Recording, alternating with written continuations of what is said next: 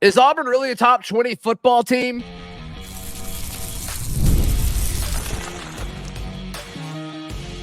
You are Locked On Auburn, your daily podcast on the Auburn Tigers. Part of the Locked On Podcast Network, your team every day. Yes, welcome on into Locked On Auburn, your daily Auburn Tigers podcast. I'm your host, Zach Blackerby, and thank you so much for making Locked On Auburn your first listen every single day. We're dapping it up on a Thursday, a little thirsty Thursday action with Montgomery radio legend, the Darrell Dapprich. Auburn defensive lineman Jason Jones, he'll join the show later on. A really, I think, a lot of good info about some of the new portal additions and how they're fitting with the team. All that's coming up later in the show, as well as a college football writer said Jarquez Hunter could lead the SEC in rushing. I'm not buying it. Darrell is. We'll talk about that.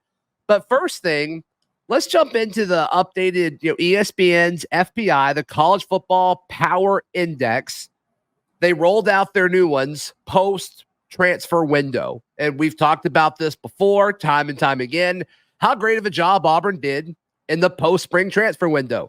They totally revamped the defensive line. They got another pass rusher, KLS at wide receiver. He can possibly make a huge impact on this offense. The FPI has Auburn as a 19th ranked team in all of college football. Darrell, are you buying this?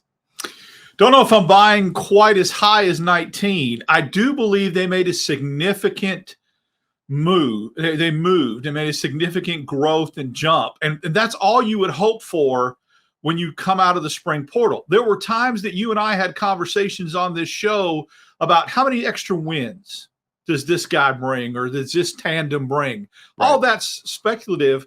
Well, it looks like a publication or an organization like ESPN kind of bought into that Auburn moved the needle on perhaps 2 wins from what they were before just because of the portal. Make no mistake.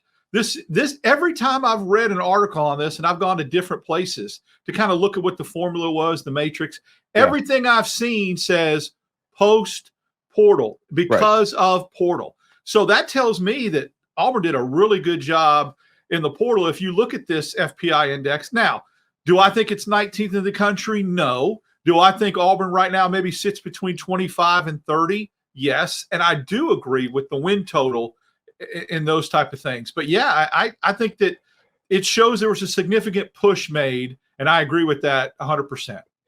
Yeah, they've now got Auburn's projected win-loss, according to this, 7.2 wins to 4.9 losses. So looking at around 7-5. Look at the 6-win probability too. That changed a little bit.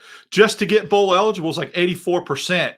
When I saw it before, it was in the 70s. So, all those matrix, the 7.2, the 84% to get to 6 wins, you steal 1 or 2 and you're at 9 wins. I like the base point of this. And I really think that, it's all because of the portal additions. Yeah, it kind of lines up with what we've been thinking. Like 7-5, if you overachieve and get 8-4, you probably take it. Most Auburn people would take that.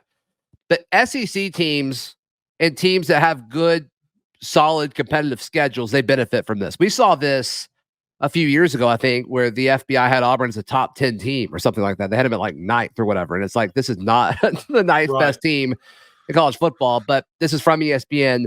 The FBI is a power rating that tracks each team's strengths relative to an average FBS squad. Teams are rated on offense, defense, and special teams with the values representing points per game. So this is how Auburn would compare to average FBS teams. Now, the obvious caveat here is Auburn and the rest of the SEC, they don't play average FBS teams on a week in and week out basis. So according to this, the logic, I don't think I fully buy it, but I get what they're trying to do here, is they say if Auburn played an average team every year or every week, they would be, they'd be around the 19th best team in the country to do that, which that may be true. Like that might be true. But the issue is they've got those 4 toss-up games. They go to Alabama, they go to Georgia, they go to Missouri.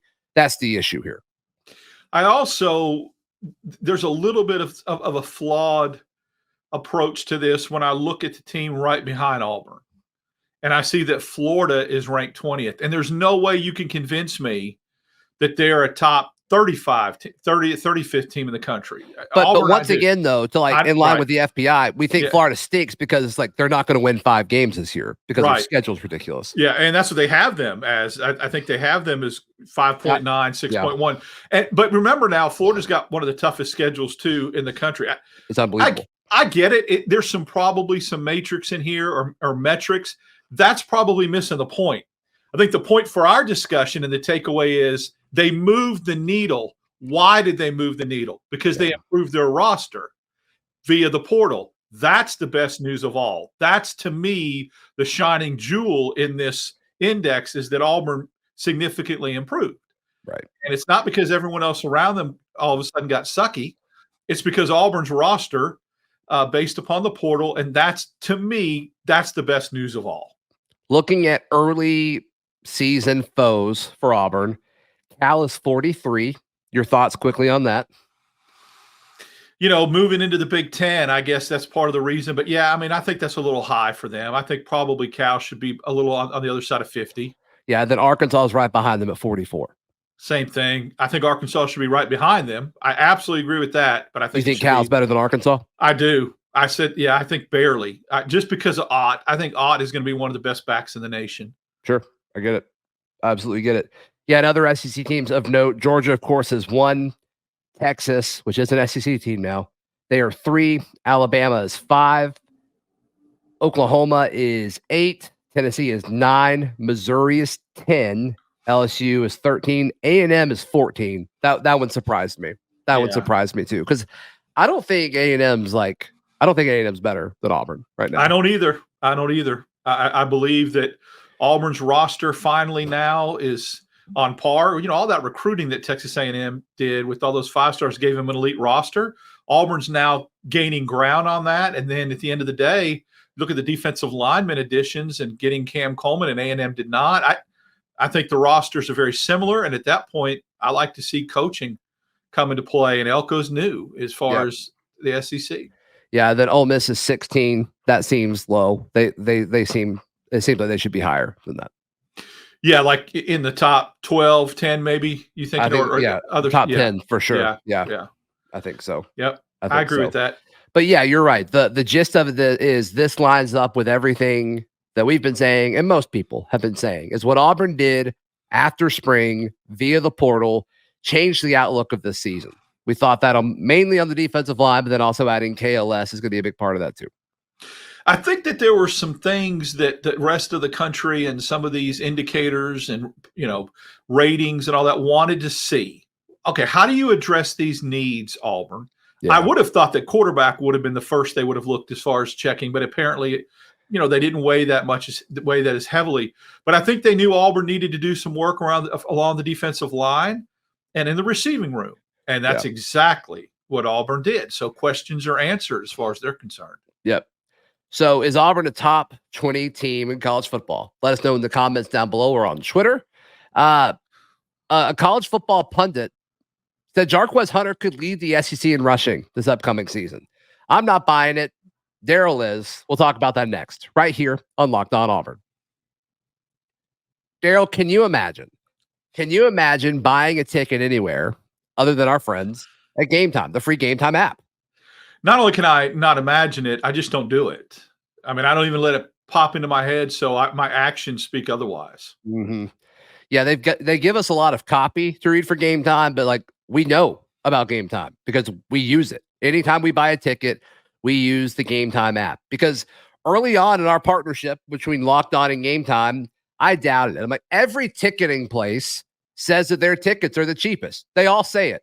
So Game Time, I did a little bit of homework. And it's true. I tried to stump them. I couldn't do it. They've got a guarantee, a price match guarantee, where if you find tickets in the same row or section somewhere else that are cheaper, they'll refund you 110% of the price. I mean, nobody else is doing that.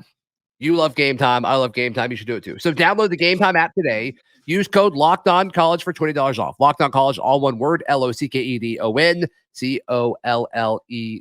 Locked On College for $20 off. Darrell, somebody, I need to credit his name, Derek Peterson.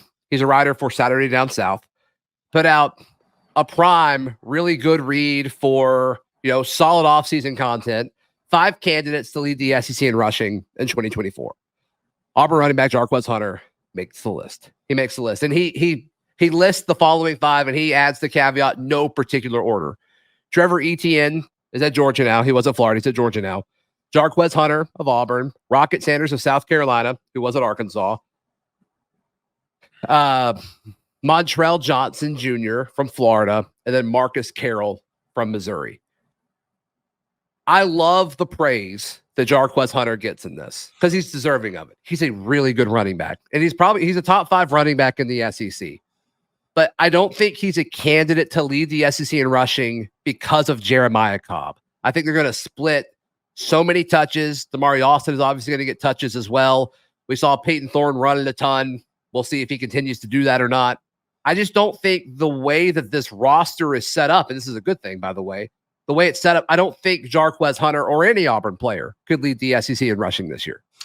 Yeah, it's a valid point. I think that why I'll push back on that a little bit is because Hunter is capable of doing that without getting an extreme amount of carries. And let me give you an example. He averages 6.7 yards a touch. Last year, he only played 12 games because he played the bowl game but sat out the first. Would have had 1,000 yards.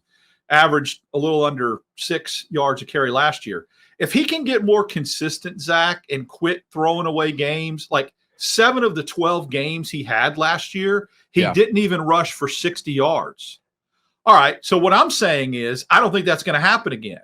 I think those 7 games that he didn't rush for 60 yards last year, he will this year, thereby significantly increasing his rushing total by 300 or 400 yards, which might be enough to capture the SEC title. Yeah, it gets you in the conversation if that happens, for sure. I won't push back on that at all. Another thing that Peterson, the guy who wrote this, points out is, I'll just read it. Only Cody Strader had more rushing attempts last season than Quinshon Judkins, and no SEC team averaged more attempts a game than Ole Miss. How much of that ideology will Derek Nix bring over from Ole Miss to Auburn? That certainly matters too. It does. I think I've always said you play to your strengths, and I understand that Auburn's got a lot better receiving room right now, but it's unproven. Yeah. And I think the one thing you can take to the bank that you can count on that is house money, or which you can bank on, is this running back room. Yeah. I still think Auburn is going to lean on that. Do I think they're going to increase their passing proficiency and their ratio? Yes. But I still think you'd be foolish to go away from the best strength of your team and try to, significantly reduce the amount of carries your running backs get. So when you say strength of your team, do you mean Jarquez Hunter specifically? Do you mean the running game specifically? I think the running back room specifically, but Jarquez Hunter's the best running back we have. So by default, I'm saying sure, your running back room is the strongest room you have, and he's your best running back. Therefore, I don't think you're going to run the wheels off him like Trey Mason in 2013. I hope not. Yeah. But I think there's so much room for improvement. He's not the kind of back that should go 7 times during the year, 7 games during the year, not eclipsing the 60-yard mark. That shouldn't happen. Some of that was he was getting his feet wet again after, being suspended. I just don't think that'll happen. I think he's explosive enough. And then I look at his yards per carry. If he averages 5 or 6 yards per carry, which he's done in his career at Auburn, then he doesn't have to carry it 25, 30 times a game. Damari Austin went down for a good stretch of the season last year. Do you think some of his numbers last year that were positive when he kind of went on that tear were because of a lack of Damari Austin, which we hope doesn't happen this year? Well, I'll tell you, they started to get significant in the Ole Miss game is when Hunter finally broke the 100-yard mark, and then he just had a run of 4 or 5 games, including Vanderbilt, Mississippi State, Alabama. And yes, Austin was on the side. Austin didn't play. I think there's probably – that's a great point. There could be an equation in that. But I still think that healthy and with Nix there, he's going to have a little different mindset. See, we don't know what Philip Montgomery's vision was for Jarquez Hunter and how many times he was supposed to carry the football. Probably didn't have one. So Nix being the running back guy too and being the offensive coordinator, you take care of your own in that scenario, right? A little bit. That's who you're familiar with. That's why I think he'll get more carries just for the basis of he'll play one more game. Hopefully, knock on wood, he doesn't get hurt. Yeah. And then he's explosive enough to make those carries count. Yeah.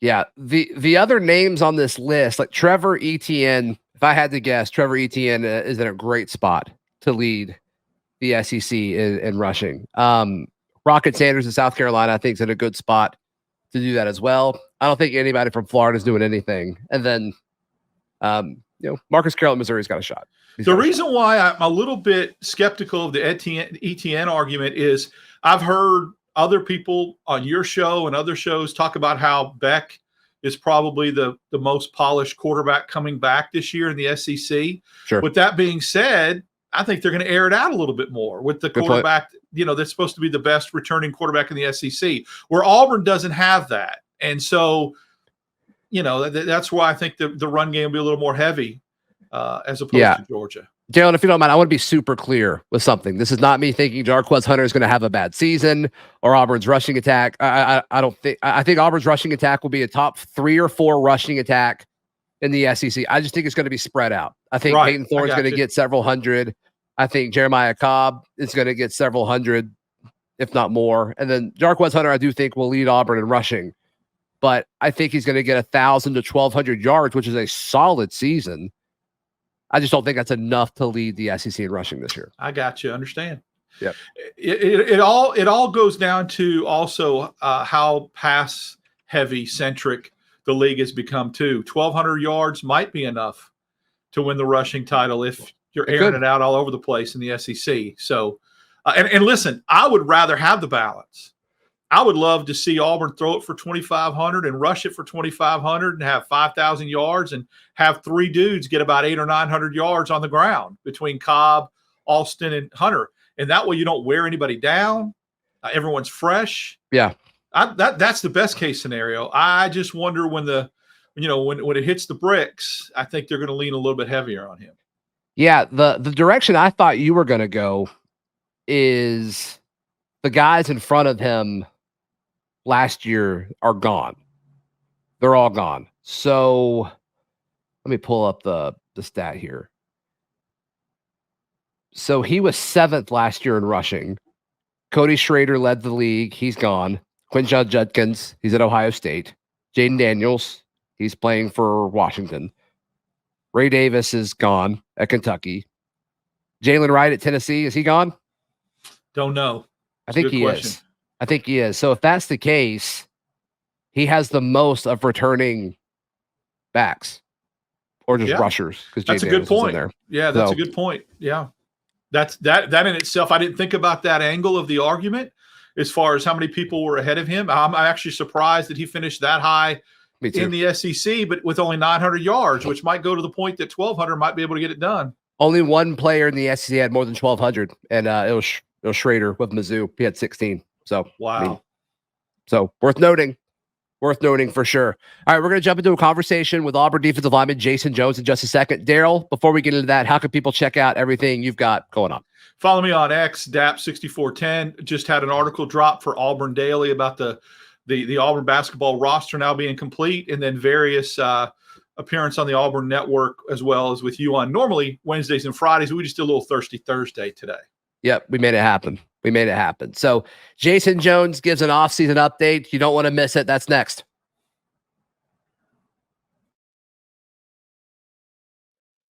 Auburn defensive lineman Jason Jones hanging out with us for a few minutes on today's Locked On Auburn. Gives an off-season update. Jason, what's the latest with you and what you're working on? We just got back. Everything's just got to started back, getting rolling and stuff like that. I think we're on week two. This is our first full week, so we're actually getting the full thing of everything. Freshmen are doing really good. Everyone's doing really good. I feel like the team has also grown more closer together. Okay.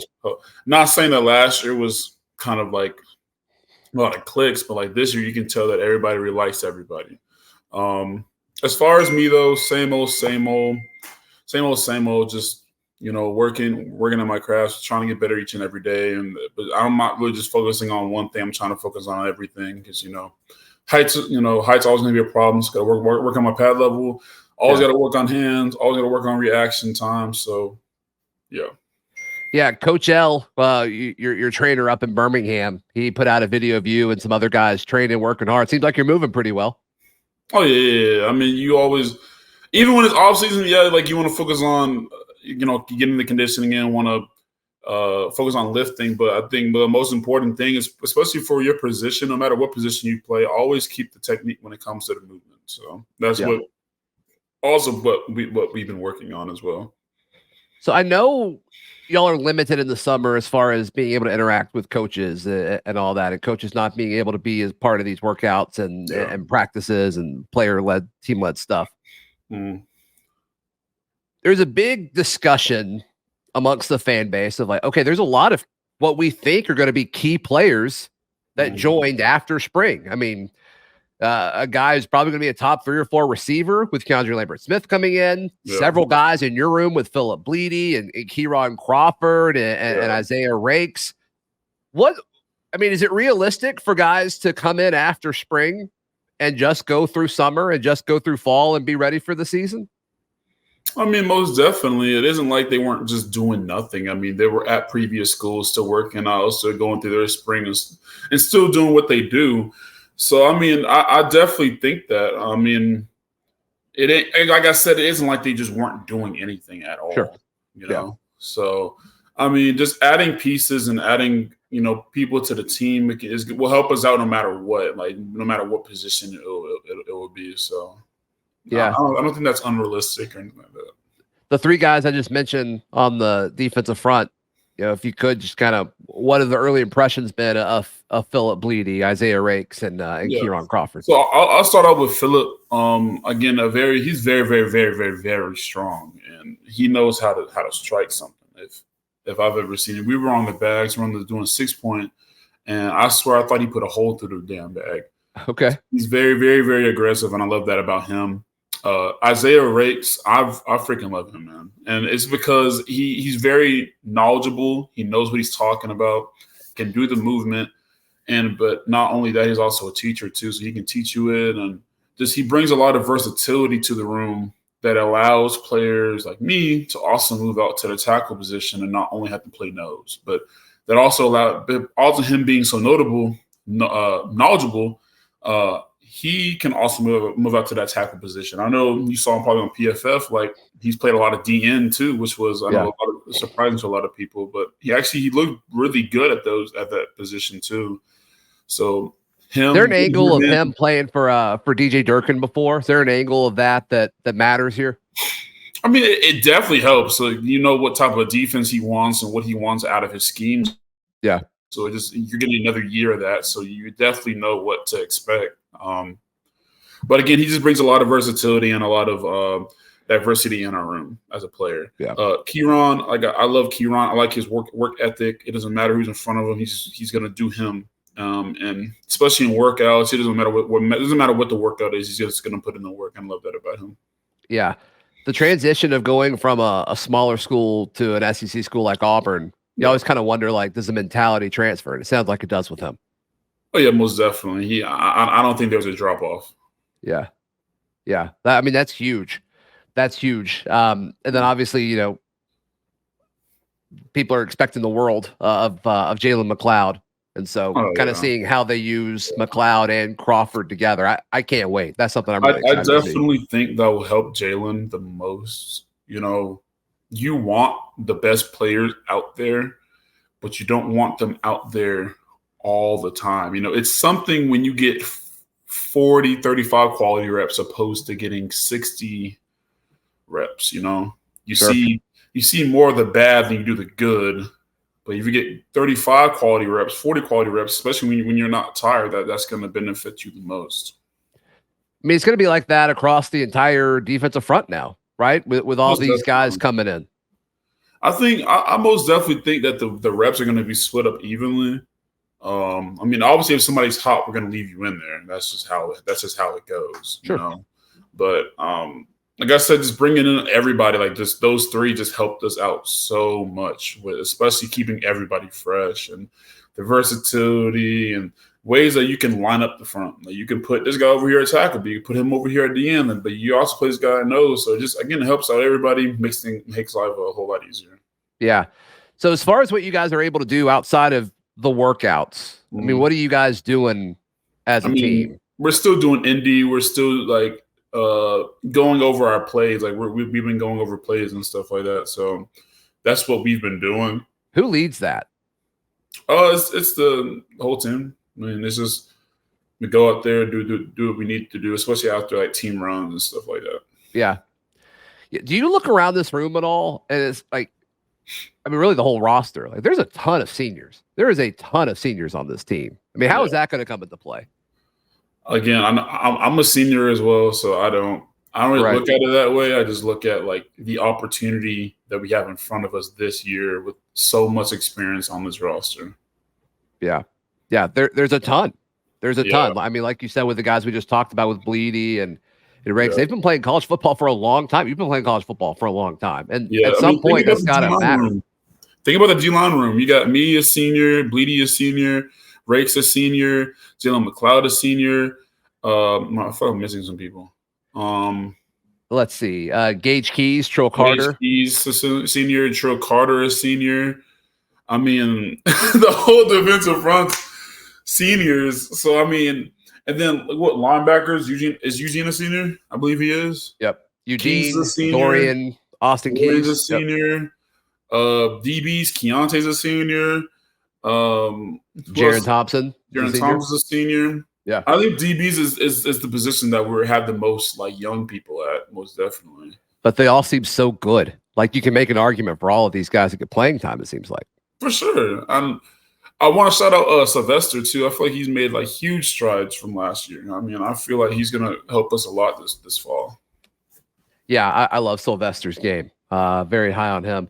As far as the offense, I mean, are you guys together? Do you see anything happening on the offense? There's so much hype and excitement around these freshman receivers. Do you get to see any of that, or do you just kind of hear about it? I see him catch all the time. I mean, it's just you can't really base anything off of catching, but I will tell you, I don't see many drop balls at all. So that's a positive. That's good. That's good. Jason, thank you so much for your time. As always, man. Let's do it again soon. Yes, sir. Thank you. Thank you so much to Jason. Thank you so much to Darrell. Thank you so much to you for tuning in. Please like the video. Please subscribe. We will see you tomorrow. This has been Locked On Auburn.